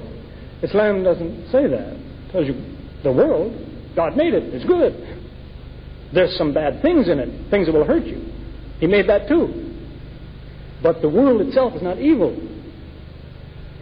So that the Muslim's attitude is different. What he knows and recognizes as a good thing here is something like what will be a good thing there. To give maybe a clearer example, the Quran says, in paradise you can eat a piece of fruit. And it says, when you eat it, you'll say, this reminds me of what I used to eat. See, only it's obviously so much better. So what you are familiar with now is something like what you get then, whether it is fruit or companionship or sitting under a shade tree with your feet in a stream. You know something about what that's like. That's what paradise is like. And that's a basic difference in outlook between Muslims and others. That primarily, most religious systems encourage the idea that your means and your ends are different. What you want can be different than how you get it. That the end justifies the means. They tell you, you want justice? Well, you have to treat some people unfairly for a while, then you get justice. The Muslim says, no. You want justice, you practice justice. You want truth, you tell the truth. You don't tell a few lies until the truth comes, then you tell the truth. That the goal and the method are the same kind of thing. So, if you want to establish the truth, you speak the truth, and you will get a reward like that. One of the rewards of paradise is, it says you won't hear anybody talking nonsense in that place. If that's what you want, a reward to be in a place where nobody talks silly, then you have to now put a stop to silly talk. Same thing. So that's why in the Surah Al-Asr, one of the four things, the difference between those who are lost and those who have success, it says, وَتَوَاصَوْا بِالْحَقِّ. It says they confront one another with the truth. It means that a Muslim could not be sitting and he hears somebody talking here and it's foolishness. He says, oh, well, it's not my business. He has an obligation to somehow bring to their attention the truth of the matter. In some way, at least to say, I heard what you said, it's not true, but excuse me, if you want to know more, come and see me, or something. But you have to say something. Then you get a place like that. What's that? Oh, there's companions and that? Well, that's metaphorical only in the same sense as the fruit is, you see. That if the Quran says you eat a piece of fruit and it's telling you when you eat it, you'll say, this is something like what I used to eat. Well, it means then it must be different. So it's not exactly fruit like we know fruit. But in a way that is familiar to us, it's something like fruit. That's what I'm saying of companions. You might say metaphorically, in that it could be companionship and it would remind us of what good companionship is like, but then again it's something we don't imagine. It's so much better than that. So that paradise is familiar, but more than you can expect. Okay?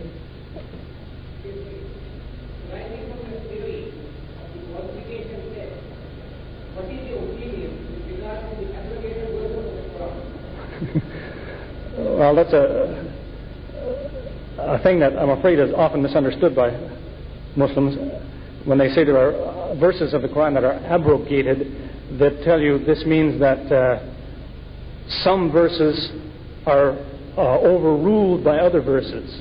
That is, a verse says this, but another verse tells you that's not true anymore. There's no such pair of verses in the Quran. It's impossible. The Quran says it doesn't have any contradictions, so how could there be one verse that tells you something different than another verse?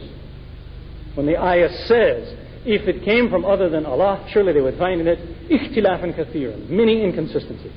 Because there are none. There's no inconsistency. Where the misunderstanding often comes is, for example, someone will say, and someone told me, I said, can you show me an abrogated verse? He says, this one, it says, don't pray if you've been drinking. But this ayah says, don't drink. But those are not two different things. This one is not different than that one. To say, don't pray when you've been drinking, is not erased by a verse which says, don't drink.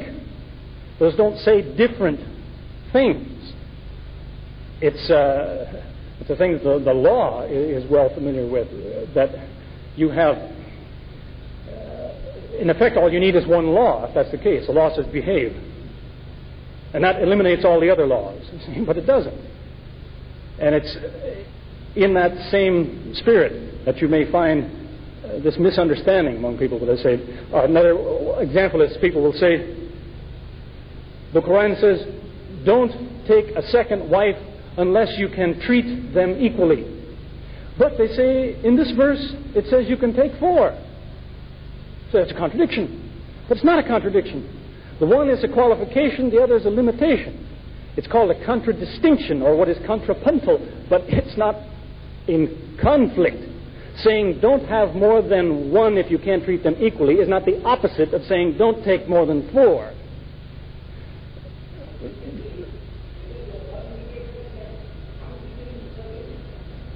Exactly, that's what I'm telling you, is that there's no such thing as an abrogated verse. If by abrogation you mean this verse tells you this one isn't true anymore, there's no such verse like that. There are verses which swallow up other verses, but they don't contradict them. So it comes under that test in the sense that if somebody wants to find a contradiction in the Quran, he's welcome to even examine the so-called abrogated verses, and he won't find contradiction. Okay, I hope that satisfies what I'm getting at. There's also the point that where that argument is often used by missionaries, where they will say the Quran abrogates other verses, so it must contain contradictions. Well, they don't seem to realize that any verse that anybody has ever talked about involving abrogation was related to legal matters.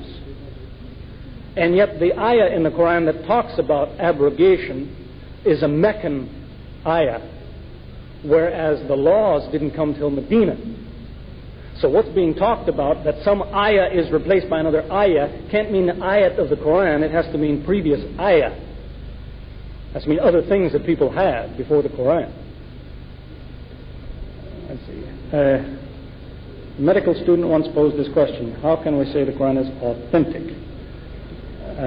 To prove it, should you refer to hadith? Well, I don't know what help that would be. Refer to hadith if you mean the Quran is true because I have a hadith that says so. That won't prove anything to anybody. But the authenticity of the Quran was the thing that I was trying to talk about, that you have to eliminate the possibilities. If somebody says your book is not a revelation, then you have to ask him, tell me, what is it? What is it then? If he says it's a lie, you say, show me a lie. Where did it tell a lie? If he says your prophet was a lunatic, say, show me a crazy thing. If he tells you he was a liar, show me the lie. If he was a lunatic, how do you explain his information? If he was a liar, how do you explain his attitude? So you have to give it back to someone to say, if you claim it is this, you have to prove it's that. I can show you why it can't be that. So you establish it by eliminating the alternatives. Question from a non-Muslim. So the Quran has proved itself with the past. What has it got to say about the future? Oh, yes, a great deal. That's a favorite subject. If you want to talk about hadith, you have a narration that says that the wonders of this book never cease, meaning that in every generation there are new surprises.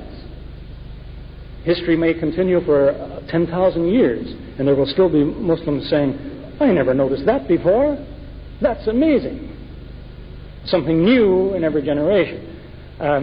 What it has to say about today, there's a lot of ayat. I mentioned one there concerning the origin of the universe. It also mentions certain things that people expect to find. It tells you, for example, in an ayah which has a very interesting construction. It tells you about the dabba. And the dabba is any kind of an animal that crawls. It tells you dabba live in the heavens and on earth. Which is telling you someday somebody evidently is going to find a dabba somewhere else. Some crawling, living thing, someplace else. Because it mentions the dabba in the heavens, the earth, and the places in between them.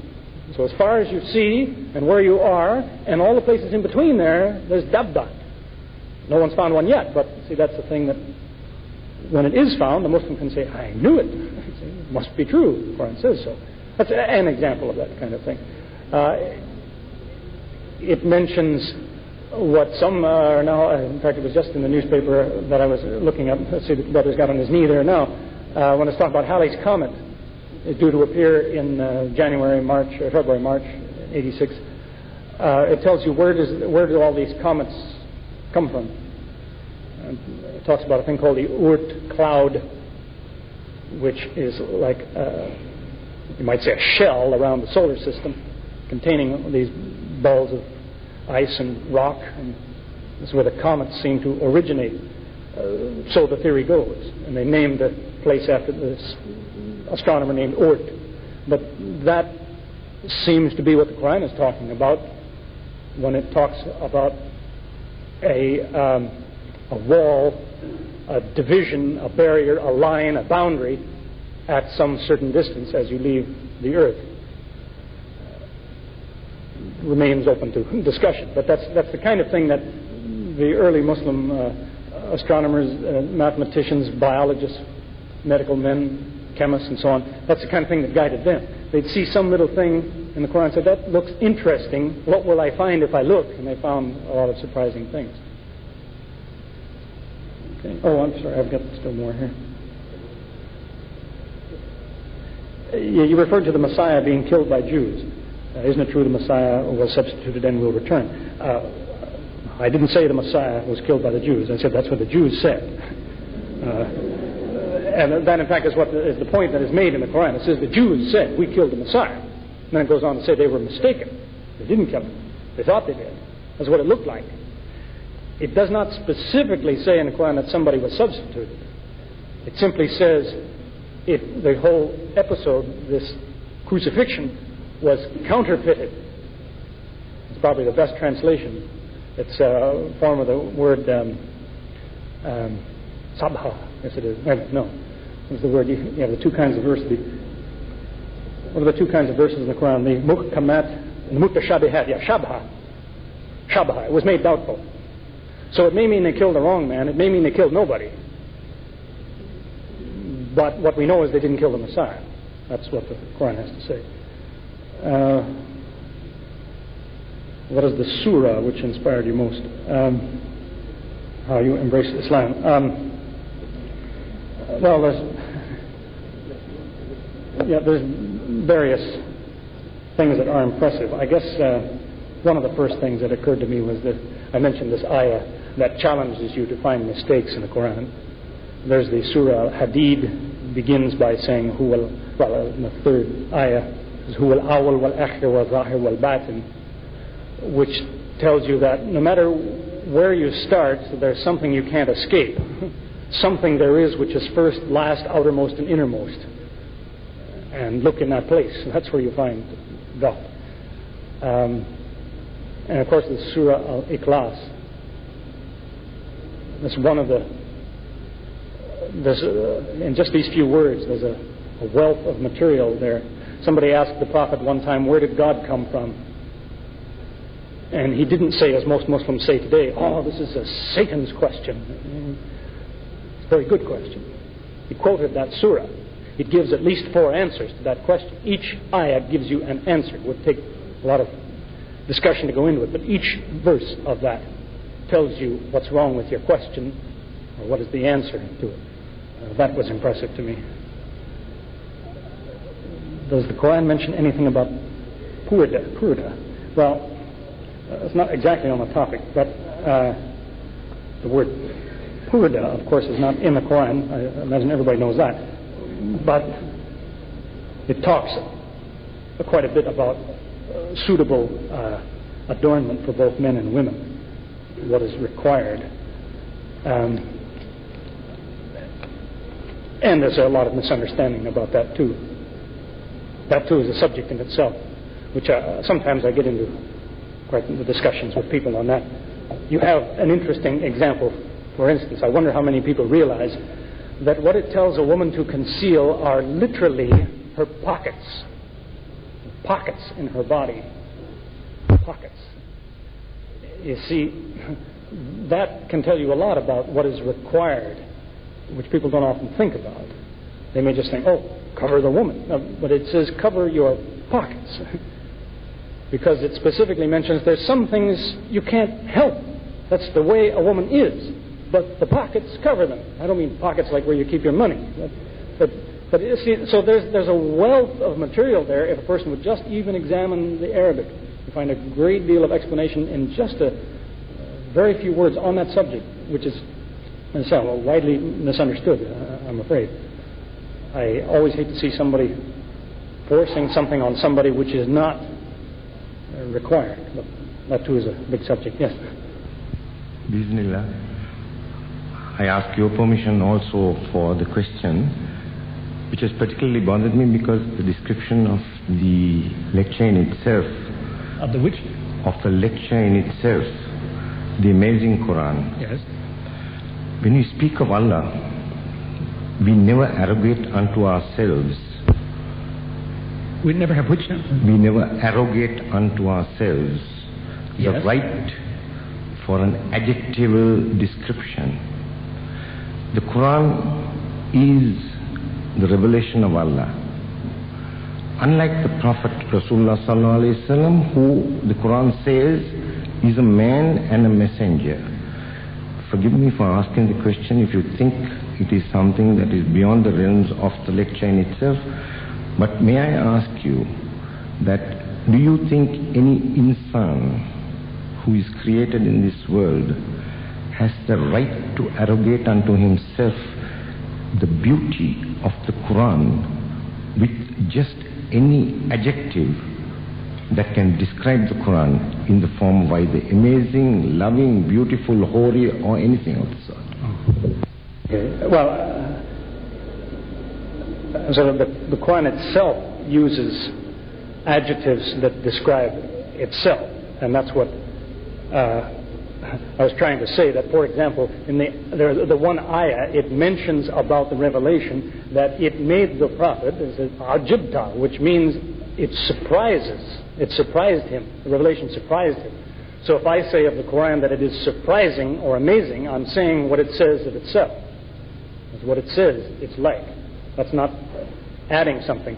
The word holy is really, that's a troublesome word in English, and I don't use it to talk about the Quran because it's inappropriate in English, technically.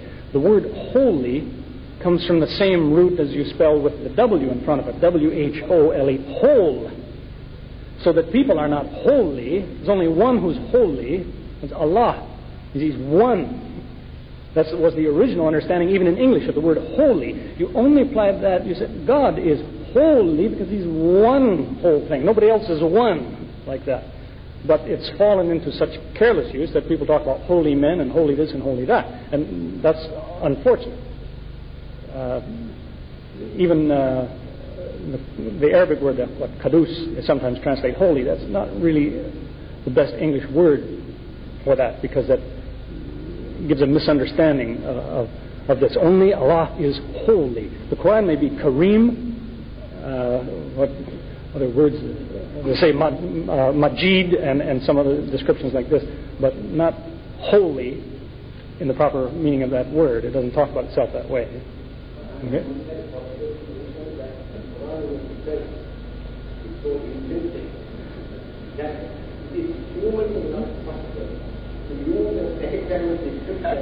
Of the revelation, because it is part and parcel of what Allah is to us, because we see Allah only.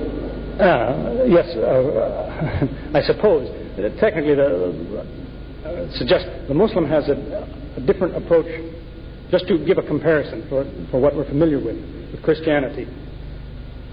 The Christian says God revealed himself to us.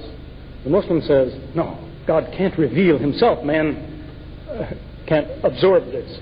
But he revealed his will. He revealed what he wants you to know.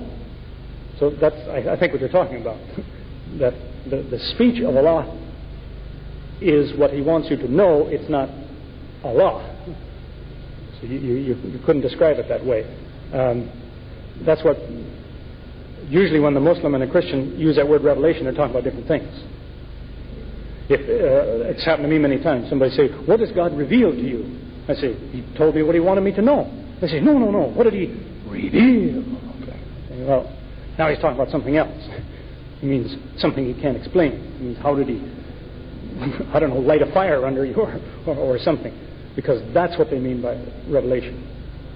And that's not really the concept in the Quran. A tanzil is information, something given to you. But that's maybe, I don't know if you want to go into an argument that was old 1,000 years ago. People argued about, was the Quran created or uncreated? Argued that for a long time. Is there anybody else? Because I don't know what our time limit is. Okay.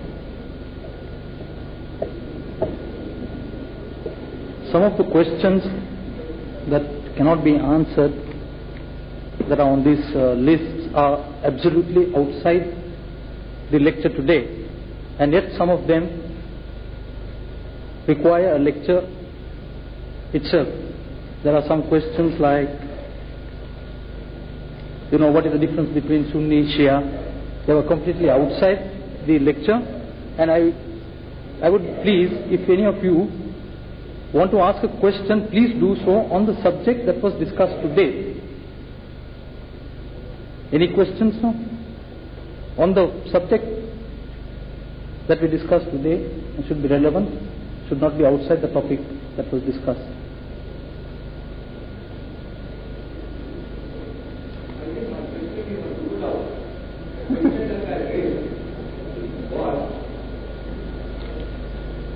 Yeah, what was it? Pardon? Yeah.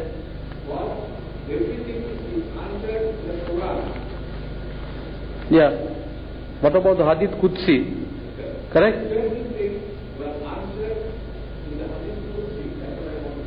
Yeah, but you will agree with me. You can do that. Okay. Okay. Yes, I think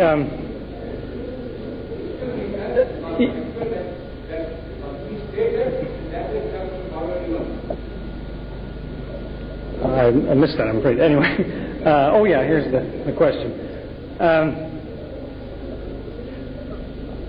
The Quran says many times that it is complete. You find that in the 6th surah, for example, about the 112th, 113th ayah, it says there's nothing left out, no detail. So, in fact, I remember talking with an Egyptian brother one time, and I mentioned this ayah, and he said, that's not true. You need this, you need that. I said, no, what does it say here? You can read Arabic. He reads. There's nothing is left out of this book. He said, but that's not true. You see, I said, you're not arguing with me now. You're arguing with what the ayah says. There's nothing left out. Now, the misunderstanding that often comes from that, though, is that Muslims could fall into the same trap that some religious groups fall into. That is, they believe in their book and they become so wrapped up in this book they don't know anything else. The Quran is not of that nature. The Quran tells you what you need is here. It lacks nothing. But what does it tell you to do? Time and time again it says, look here, look there. If you don't think this is true, look there, you'll see it is. Verify this, examine that, research this, find out more about that. So it keeps directing your attention to